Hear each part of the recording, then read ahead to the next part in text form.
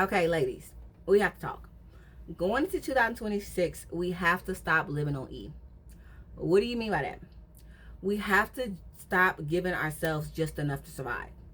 Like, aren't you sick and tired of being sick and tired? Because I'm sick and tired. I am sick and tired of living on E. And I have already started making a lot of changes in my life because I realized this. New Year's resolutions, they are phenomenal. They are great. But in order for you to really stick to them, you have to start before the New Year's. Like, you need to start December 1st. And so one of the things that I told myself I'm going to do, and I have been doing, is I'm no longer living on E. And what happened was this. So it was a Monday, and I normally go shopping on either Sunday or a Monday for my house for groceries and stuff like that, right? This curl is bothering me. Anyway, but I was hungry. I was hungry, and I said, you know what, forget it. I'm just gonna go and pick me up something from this cute little Mexican restaurant. So I did. I had to put, gas in my car to get there. I got there. I ended up spending $55 on food, no problem. Got me a little drink and stuff like that. I went home. Oh snap! There's no food in my refrigerator. I was hungry. The food, like, it filled me up temporarily, but it didn't fill me up long term. And so I'm like, oh shoot, I need to go to the gas station. I need to go to the grocery store, but I'm too tired. So what I do? I DoorDash something. Okay, a $33 DoorDash. And then the next day, I needed coffee. There was no coffee at my house because guess what? I still didn't go to the grocery store. So what did I do? I went to Starbucks. I got me an energy drink from the corner store. And then I'm like, oh, I have to put gas in my car because I'm going these extra places that I should not have to go because guess what? I'm constantly just giving myself enough to survive. I'm not giving myself enough to grow. And I was like, by the time we got to Wednesday and I realized I had blew through $200 that was supposed to be meant for groceries, and half of it, I won't say half of it, $75 of it was used for gas just to get to these fast food restaurants. I was so sick and tired. I said, never again. Never again. I will not be doing this again. And that's why I'm making this video, is because I know there's somebody out there that is currently giving yourself just enough to survive. You're not giving yourself enough to grow. And it starts with those little habits. Now, this is not me saying don't go out to eat and me trying to clock your pockets or anything like that. It could be something as simple as, girl, fill that tank up. You know you got the money to fill the tank up. Fill the tank up. Don't try to save. Don't try to get penny pinching in the wrong areas, because guess what? You're going to be stressed out.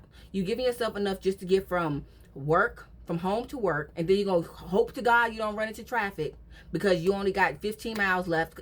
And you're going to be like, dang, I should have went to the gas station, but then you spent your money on a vending machine or you spent your money on coffee, so now you don't have as much gas to put in your car as you needed to in the very beginning because you were just giving yourself enough to survive. That's what I mean.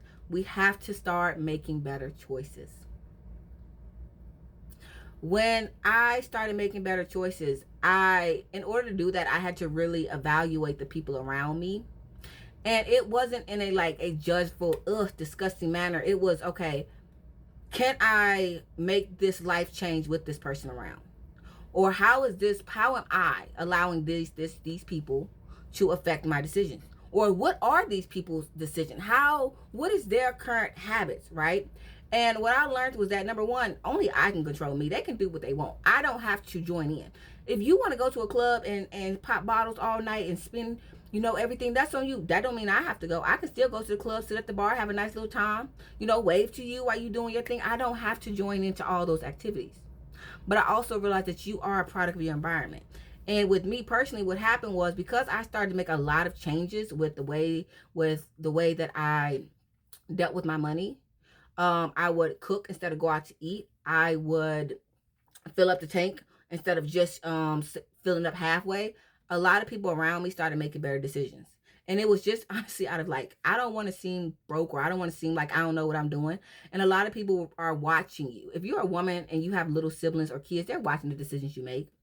And I remember I literally told my little brother once time, I said, you know something? If you didn't grow up with family members making the best financial decisions, how are you ever going to learn to make them? You're not. You're going to think that things that are not normal, that are very unsafe, are safe. You're going to think that because that's your normal. And so it takes somebody to show you, or something critical to happen for you to change. And so one of the things I try to do is I try to make sure, especially when I'm around my siblings, that I make really good financial decisions and I explain why I'm making those decisions. You know, why I'm choosing to get gas at this gas station, why I'm choosing to shop at this grocery store, why I'm choosing to pay my credit card this way.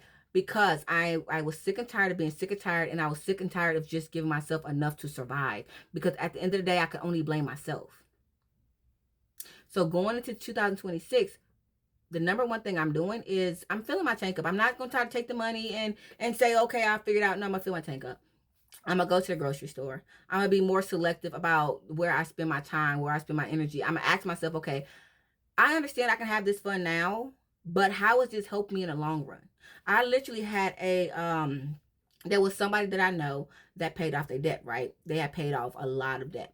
And they was like, oh, I'm about to go buy myself some diamond earrings and I'm just about to go live up the life. And I was like, that's great. That is phenomenal. And they asked me, this is where the sermon comes in, because if they wasn't going to ask me, I wasn't going to say anything, because it's not my place to tell you what to do with your money. Let me say that. It's not my place to tell you what to do with your money. This is just me. They asked me, what do you think I should do? I said, well, you're working 2 jobs right now, which is great. But if you decide to go to school, if you took that same money and you decide to go to school and pay for a tutor, then by the time you spent up all that money, you would have at least 1 full year up under your belt. If you passed all your classes. I said, so then you only have to go through a second year, right? And so that means that you will have an associate degree. So you could, 9 times out of 10, you could start actually looking for better jobs that would replace one of those jobs, or if not both of those jobs, because you're in it, like, you have 10 years of phenomenal experience. Now you just need education. And the moment they find out that you have 10 years of experience and education, oh, you're gonna be hitting 100K with no problem. Take that money and do something with it that's going to fund your future, so you can stop living on E. So you can stop just surviving. 2026 for me is all about making more strategic decisions. It's about me not struggling because of my own decisions that I make. It's about really just having discernment in the things I say, the stuff I put out. And it's like, if I go and I buy something, I'm always asking myself, how is this helping me?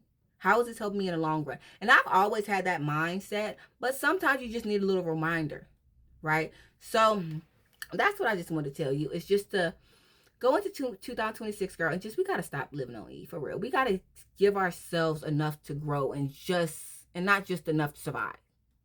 Make the hard decisions. If you start now, by the time you get into 2026, you're not going to have a problem. I guarantee. All right. I just want to give you that little nugget. Bye.